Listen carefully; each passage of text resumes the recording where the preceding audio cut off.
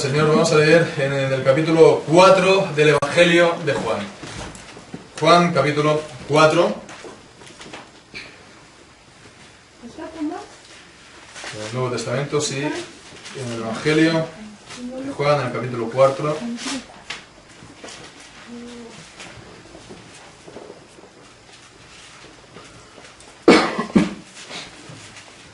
Es el encuentro de la mujer con de Jesucristo con la mujer samaritana, y podemos leer pues todo el pasaje, todo el capítulo, perdón, hasta el versículo 24. Dice así la palabra del Señor: cuando pues el Señor entendió que los fariseos habían oído decir, Jesús hace y bautiza más discípulos que Juan, aunque Jesús no bautizaba, sino sus discípulos, salió de Judea y se fue otra vez a Galilea, y le era necesario pasar por Samaria. Vino pues a una ciudad de Samaria llamada Sicar, junto a la heredad que Jacob dio a su hijo José. Y estaba allí el pozo de Jacob. Entonces Jesús, cansado del camino, se sentó así junto al pozo. Era como la hora sexta. Vino una mujer de Samaria a sacar agua, y Jesús le dijo, dame de beber, pues sus discípulos habían ido a la ciudad a comprar de comer. Y la mujer samaritana le dijo, ¿cómo tú, siendo judío, me pides a mí de beber, que soy mujer samaritana? Porque judíos y samaritanos no se tratan entre sí. Respondió Jesús y le dijo, si conocieras el don de Dios y quién es el que te dice, dame de beber, tú le pedirías y él te daría agua viva. La mujer le dijo, Señor, no tienes con qué sacarla y el pozo es hondo. ¿De dónde pues tienes el agua viva? ¿Acaso eres tú mayor que nuestro padre Jacob, que nos dio este pozo, del cual bebieron él y sus hijos y sus ganados? Respondió Jesús y le dijo, cualquiera que bebiere de este agua volverá a tener sed, mas el que bebiere del agua que yo le daré no tendrá sed jamás, sino que el agua que yo le daré será en él una fuente de agua que salte para vida eterna.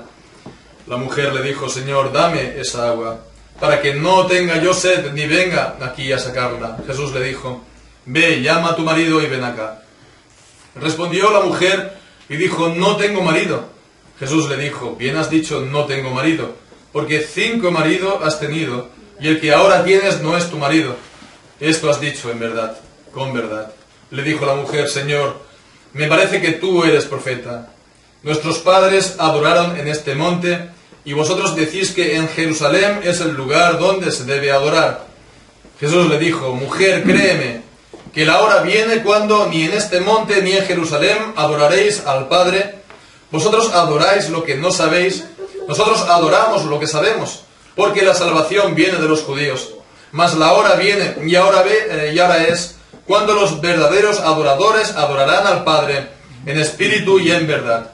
Porque también el Padre tales adoradores busca que lo adoren. Dios es espíritu, y los que lo adoran en espíritu y en verdad es necesario que adoren. Amén, y que el Señor bendiga su santa palabra. Hemos leído este pasaje en el Evangelio de Juan, en el que se nos habla del encuentro que tuvo Jesús con una mujer samaritana.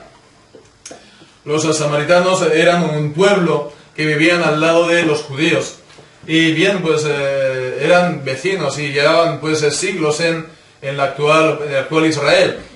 Y ellos, pues lo vemos en el Antiguo Testamento, el origen de este pueblo. Ellos no eran de origen judío. Ellos habían sido pues traídos desde desde otras naciones. El pueblo de Israel, las tribus del norte, fueron echadas al exilio por los pecados, en castigo por sus pecados, y entonces los de Babilonia trajeron otras naciones para que poblaran ese territorio. Encontramos todo esto también pues al final del libro de Segunda de Crónicas. Entonces ahí se nos dice que ellos empezaron a adorar a Dios, al Dios de Israel, porque era, digamos, el Dios de la tierra, el Dios del pueblo que había habido antes, pero ellos también conservaban los cultos, la adoración a sus propios dioses. Entonces, pues vemos esto mismo al final pues del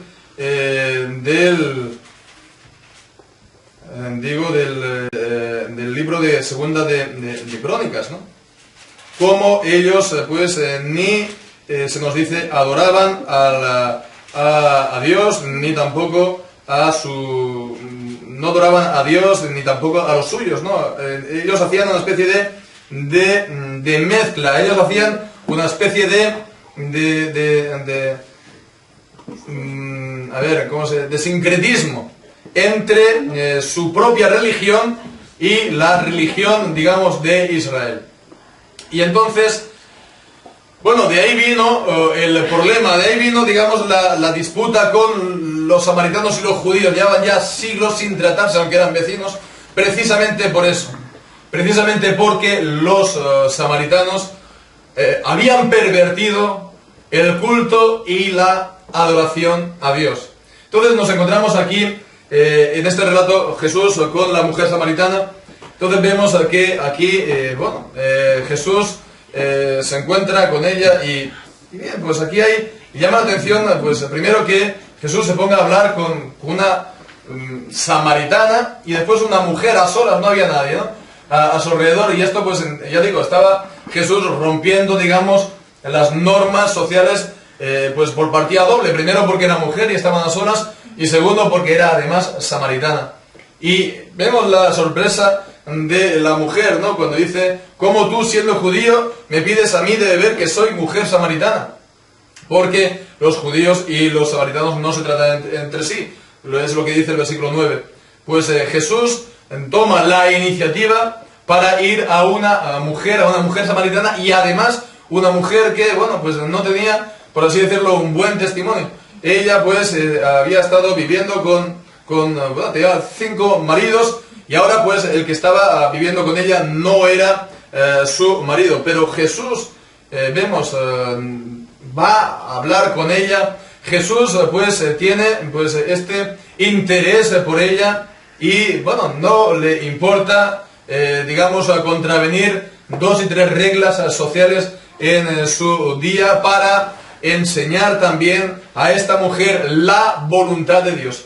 Y vemos que la mujer, cuando Jesús le dijo que, bueno, había tenido 5 maridos y ahora está viviendo con alguien que no era su marido, pues le dijo: pues entonces tú eres profeta. Tú, por así decirlo, has adivinado, pues, has conocido mi vida sin que yo ya te haya dicho nada. Algún tipo de conocimiento sobrenatural hay en ti y eres profeta. Entonces, ella, pues no sé si fue guiada por un tipo de interés o lo que sea, de curiosidad, le pregunta: bueno, pues entonces, ¿quién de los dos tiene razón? Porque nosotros decimos que es en este monte, en el monte donde ellos adoraban, que se tienen que adorar a Dios. Y vosotros decís que es en Jerusalén. ¿Quién de los dos tiene razón? Y bueno, pues la respuesta de Jesús, ¿cuál fue? Pues alguien podría decir: no, mira, Jesús a lo mejor va a estar pasando un poco la pregunta por encima y dirá: bueno, ni tú ni nosotros, ¿no? No. Jesús, vemos que dice: vosotros adoráis lo que no sabéis. Nosotros adoramos lo que sabemos. Entonces no le está diciendo: vosotros tenéis razón y nosotros también. No es algo tan importante, no. Vosotros adoráis lo que no sabéis. Nosotros adoramos lo que sabemos, porque la salvación es de los judíos. Es decir, con estas palabras está diciendo: no, nosotros somos los que tenemos la razón, porque nosotros estamos haciéndolo según la palabra de Dios. La salvación viene de los judíos. ¿Por qué? Porque Dios le había confiado al pueblo judío la palabra de Dios, y entonces ellos hacían la adoración que Dios había mandado en su palabra. Bien. Pero fijémonos ahora en el versículo siguiente, el versículo 23, dice: a la hora viene, y ahora la hora es cuando los verdaderos adoradores adorarán al Padre en espíritu y en verdad. Y añade esta frase que es tan importante: porque también el Padre tales adoradores busca que lo adoren. El Padre busca estos adoradores. El Padre busca adoradores que le adoren en espíritu y en verdad. Y estas palabras son muy importantes porque están dando la verdadera importancia de la adoración a Dios. Es algo que el Padre busca. Es algo que el Padre busca, y que sea de una manera determinada. Entonces vemos estas palabras de Jesús están situando la adoración a Dios en un terreno muy importante. No vale todo para adorar a Dios. No vale todo para adorar a Dios. No, para la adoración a Dios no es solamente, mira, que yo sea sincero con mi manera de hacer las cosas. No cuenta eso. Ni siquiera, alguien podría decir, no es tampoco tan importante el dar la adoración a Dios o no. Mucha gente, a lo mejor no le da importancia a esto. No le da importancia a reunirse públicamente para adorar a Dios. Dirán, con que tú tengas a lo mejor tu fe, con que tú tengas tu creencia, pues ya está, ¿no? Si te reúnes, bien, pero si no te reúnes, tampoco pasa nada. No, con que tú creas, ya está bien. Pero vemos que la palabra de Dios no dice esto. La palabra de Dios no dice esto. Si vamos, por ejemplo, al Antiguo Testamento, vemos aquí cuando Moisés fue a hablar con el faraón para que su pueblo saliera de Egipto. Al principio no fue para irse el pueblo de Egipto a la tierra prometida. Al principio la petición era bastante sencilla. Era ir 3 días de camino para adorar a Dios. Vemos en el capítulo 5, versículo 3. Dice que ellos tenían que ir, el pueblo de Israel, a adorar a Dios. Y dice también la razón. Entonces, ellos dijeron, Moisés, Aarón, el Dios de los hebreos nos ha encontrado. Iremos pues ahora, camino de 3 días por el desierto, y ofreceremos sacrificios a Jehová nuestro Dios. Dice, para que no venga sobre nosotros con peste o con espada. Yo no sé si vemos la importancia de esto. Dice, para no sea que Él venga sobre nosotros con peste o con espada. Hay una razón importante, vemos, para dar la adoración a Dios. Vemos que si no se le da la adoración a Dios, vemos que eso mueve a Dios a ira. Mueve a Dios a ira.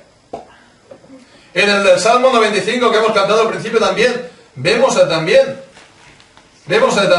cómo Dios pide que se le adore en su palabra, cómo Él pide que se le cante, se le aclame, se le exalte, y también advierte acerca de su ira.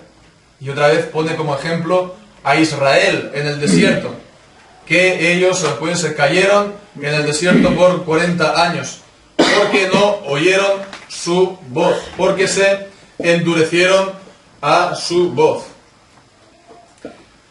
Y bien, en el Nuevo Testamento vemos que es igual.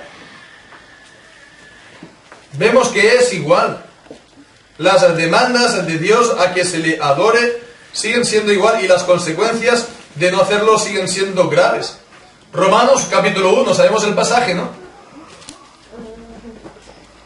Romanos capítulo 1. El apóstol Pablo escribe a la iglesia de Roma y dice acerca del Evangelio, que el Evangelio es, el Evangelio es poder de Dios para salvación a todo aquel que cree. Al judío primeramente y también al griego. Y después, a continuación, dice, la ira de Dios se revela desde el cielo contra toda impiedad e injusticia de los hombres que detienen con injusticia la verdad.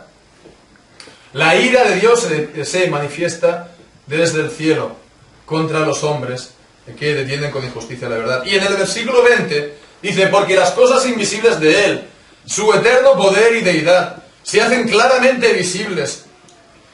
Se hacen claramente visibles desde la creación del mundo, siendo entendidas por medio de las cosas hechas, de modo que no tienen excusa. Pues habiendo conocido a Dios, no lo glorificaron como a Dios, ni le dieron las gracias, sino que se envanecieron en sus vanos razonamientos, y su necio corazón fue entenebrecido. Entonces vemos cómo Dios nos declara que el darle la adoración a Él es importante. Si no se hace, vemos, eso mueve a Dios a ira. Si no se hace, si uno conoce a Dios, si uno, y bueno, todo el mundo lo conoce, en cierta medida todo el mundo lo conoce. Solamente hace falta, bueno, salir a la calle y ver, los cielos sobre nuestras cabezas. Y ver, salir al campo y ver, todavía lo que el Señor ha hecho con sus manos. O pensar en Él. Realmente todo el mundo tiene en su alma, en su corazón, el sentimiento de que Dios existe, aunque sea algo, pues que uno está luchando con ello y no quiere reconocerlo públicamente. Pero es algo que todo el mundo tiene en su corazón. Y si no le das la gloria a Dios, estás actuando mal. Y alguien dirá, bueno, pues ¿qué interés tiene entonces Dios? ¿Qué interés tiene Dios a que se le adore? Parece como si Dios fuera egoísta, ¿no? A que se le dé la adoración y que si no, pues Él se enfada. Pensemos quién es Dios. Es el Dios eterno e infinito. Él es el Dios todopoderoso.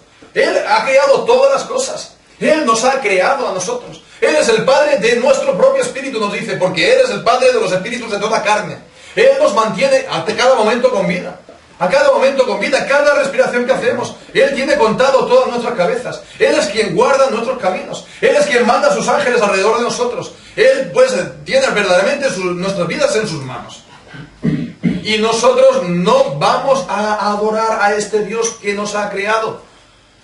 Todo le pertenece a Él. Es que todo le pertenece, incluso nuestra propia vida, todo por derecho natural, por derecho de creación, simplemente por haber sido hechos criaturas suyas, le pertenecemos a Él.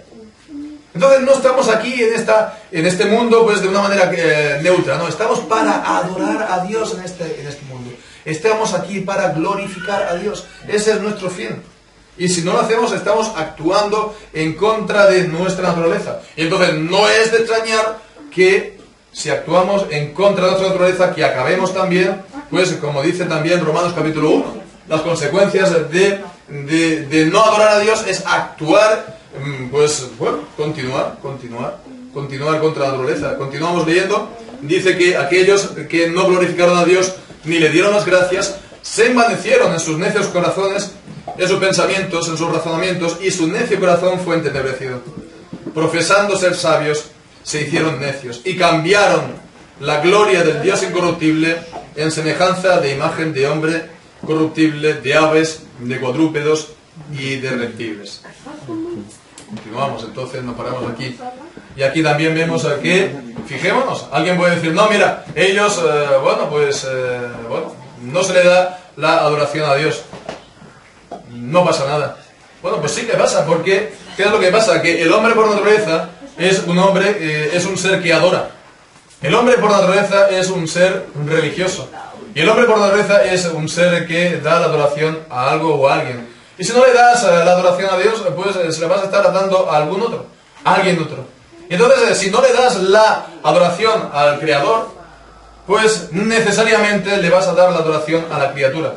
Y entonces vemos aquí a continuación, en estos versículos que hemos leído, dice que cambiaron la gloria del Dios incorruptible en semejanza de imagen de hombre corruptible, de aves, de cuadrúpedos y de reptiles. Y aquí está hablando entonces de la idolatría, y está hablando entonces de dar la adoración a dioses falsos, ¿verdad?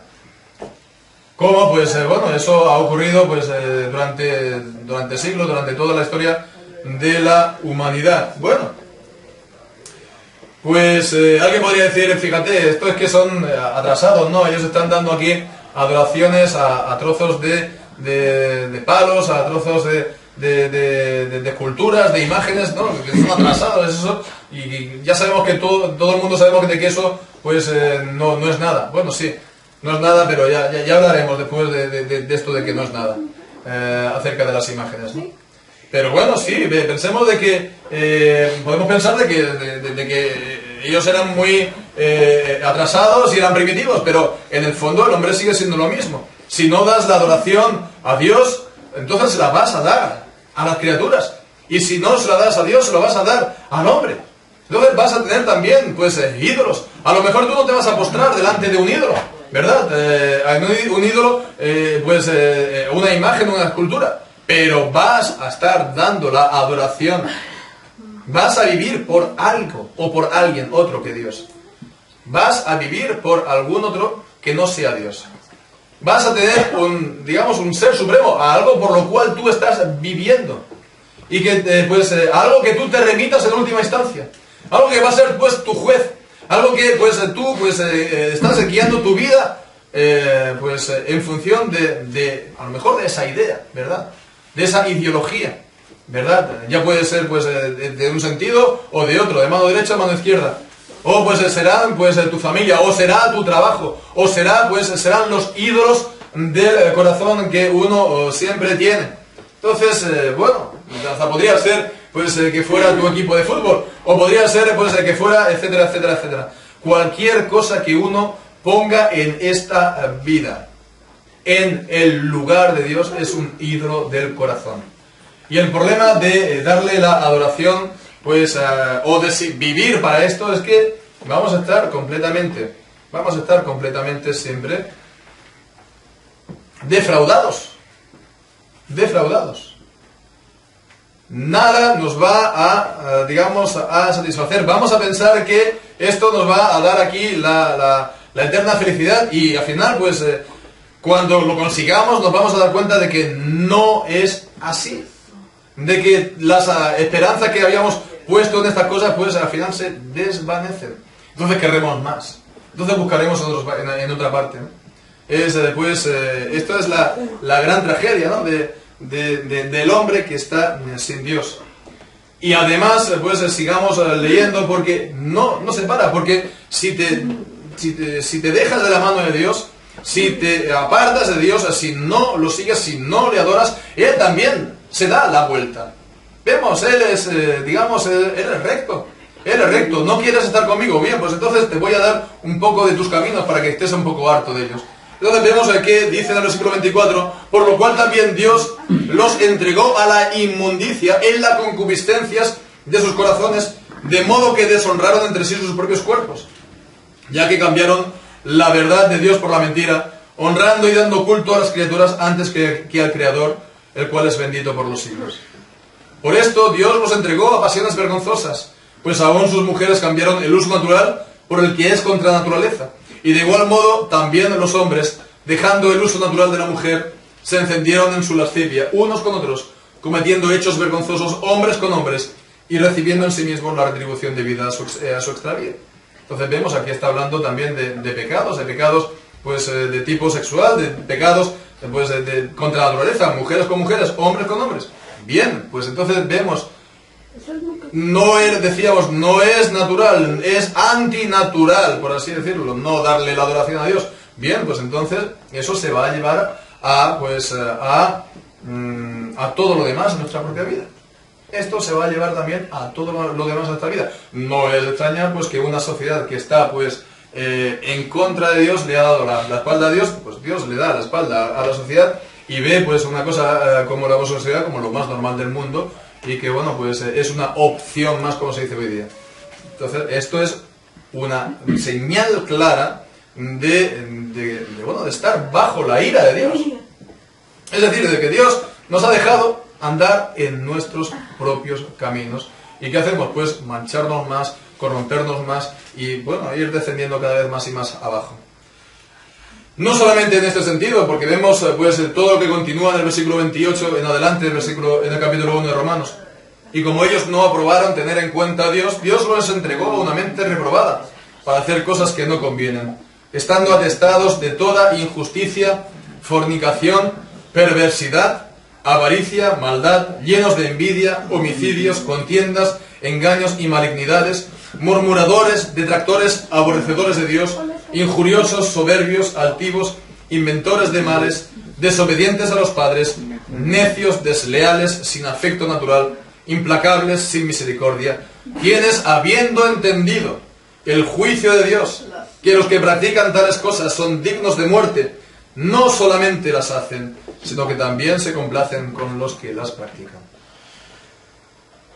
Vemos cómo de no dar la adoración a Dios se va uno llenando de mal, uno se va llenando de pecado, estando atestados, dice aquí la palabra de Dios, estando ellos atestados, es decir, llenos, a rebosar de toda injusticia, de todo tipo de mal, por no querer dar la gloria a Dios. Entonces vemos la importancia de dar la gloria a Dios. Dios nos lo pide. ¿Por qué? Porque si no le damos la adoración a Él, nuestra vida va a estar en un camino, en una pendiente abajo.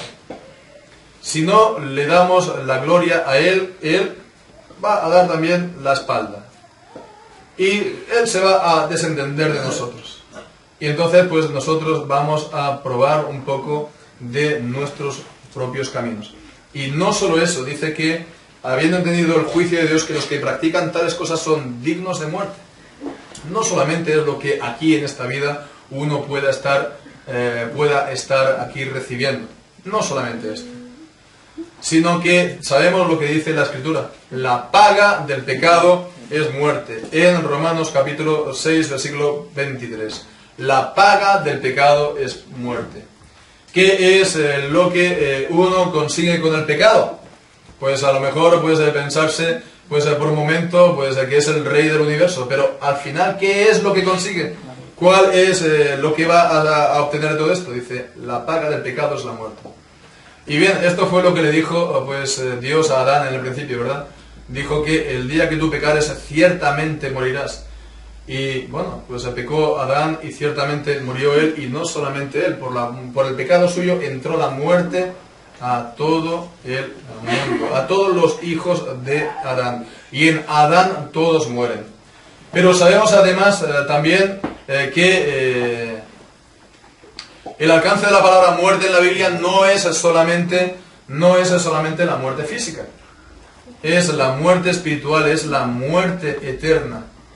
Es estar al final separado de Dios por toda la eternidad.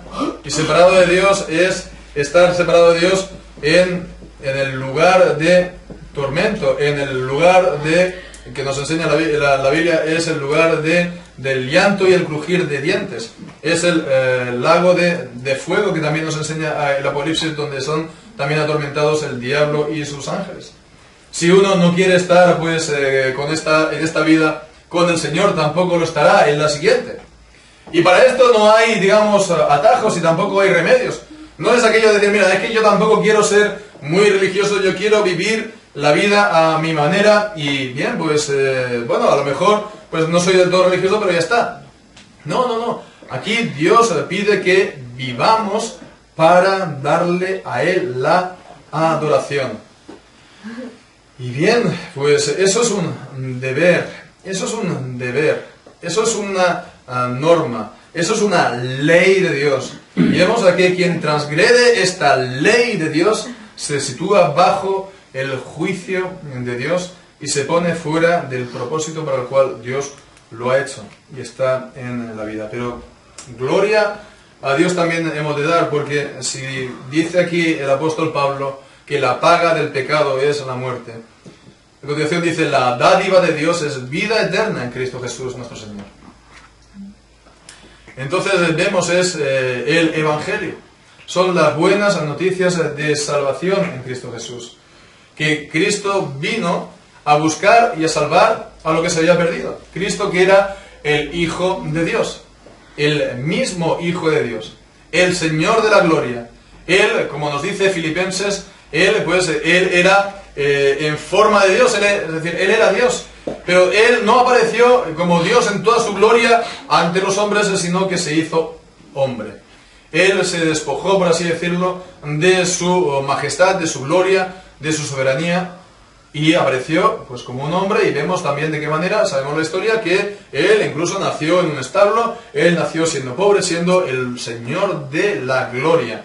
Y después Él, cuando se dio a conocer a su pueblo, cuando se manifestó, Él dice que no tenía dónde recostar la cabeza, y Él seguía siendo el Hijo de Dios. Él era todavía Dios. Él no había dejado de serlo en ningún momento, pero Él no apareció de esa manera ante los hombres. Él se vistió de nuestra naturaleza, Él se vistió de nuestra humanidad, la tomó para sí y lo fue en pobreza. Y Él lo hizo pues, ¿para qué? Él no vino para ser servido, sino para servir y para dar su vida en rescate por muchos. Por su pueblo que Él había conocido desde antes de la fundación del mundo, que Él pues se presentó para ser, digamos, su salvador, para redimirlos, para comprarlos por medio de su sangre, de su sacrificio. Entonces vemos, Jesucristo salva. Todo esto que hemos estado hablando acerca de la ira de Dios, Jesucristo la tomó sobre sí. Jesucristo pues tomó sobre sí el castigo de nuestra paz. Nos dice la Escritura, Él tomó sobre sí el pecado de su pueblo para librarnos a Dios. Y para librarnos para Dios de la muerte, del pecado, de la condenación. Y nos dice la Escritura algo tremendo. Dice que Él pues fue hecho por nosotros maldición. Él tomó para sí la maldición de la ley, la maldición del pecado, la maldición pues de no, entre otras cosas, adorar a Dios como hemos visto. Él la tomó sobre sí para que nosotros seamos hechos justicia de Dios en Él. Vemos, Él no vino a llamar a justos, sino a pecadores al arrepentimiento. Él no vino pues a buscar pues, a los que se creían sabios y buenos y justos en su propia opinión, sino a los que pues, se reconocían como pecadores. Y bien, pues fijémonos en lo que nos dice aquí en esta, volviendo a la conversación con la mujer samaritana. Pues Jesús le pidió de beber a la mujer. Y la mujer pues le dijo, pues bueno, que le pidió de beber. Y Jesús pues bueno, ella respondió con la sorpresa de que, como tú siendo judío me pides a mí de beber, que soy mujer samaritana. Y a continuación dice en el versículo 10, si tú conocieras el don de Dios y quién es el que te dice dame de beber, tú le pedirías y Él te pediría agua viva. Vemos, Jesucristo es el único que da el agua de vida. Si no bebemos, ponemos aquí en huelga de hambre, huelga de sed, pues poco vamos a durar, ¿verdad? Es algo pues absolutamente necesario para la vida. Entonces el Señor Jesucristo, vemos, está hablando, Él da esta agua de vida. Él es el que da el agua de vida. El agua de vida que hace que nuestras almas pasen de la muerte a la vida. Es el que da la vida a nuestras almas. Entonces vemos, si conociéramos quién es el don de Dios, es decir, Jesucristo es el don de Dios. Es el don de Dios a los hombres. Y entonces, si conociéramos eso, ¿y quién es el que te pide, dame de beber? Tú le pedirías a Él y Él te daría agua viva. Beber del agua que da Jesucristo, ir a Jesús, pedirle a Él, ¿no? Pues su gracia.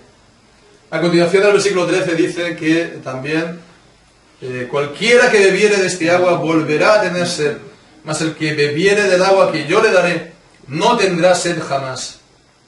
No tendrá sed jamás, sino que el agua que yo le daré será en él una fuente de agua que salte para vida eterna.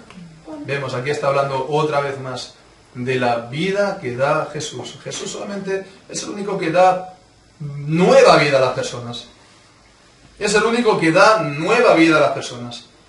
Jesucristo es el único que les puede hacer renacer. Todo el mundo, pues por nuestro nacimiento, por estar separado de Dios, estamos muertos en nuestros delitos y pecados, pero Él nos da vida.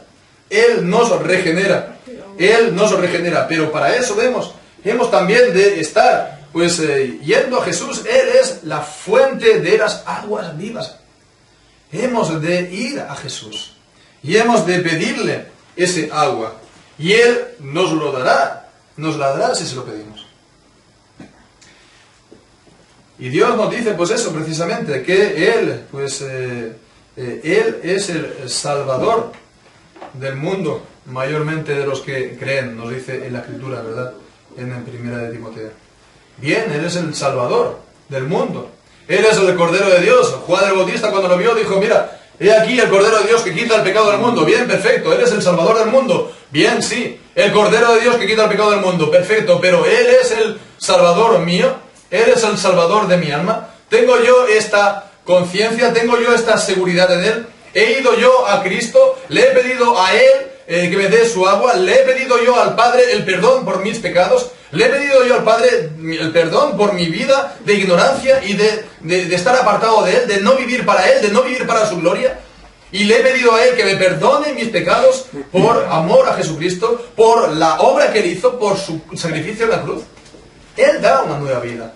Él da una nueva vida. Y cuando Él da una nueva vida, no da una nueva vida para después quitártela, para después volvértela a quitar o volvértela a dar, no. Si Él te da una vida, si Él te da vida, vida espiritual, dice que brota para vida eterna.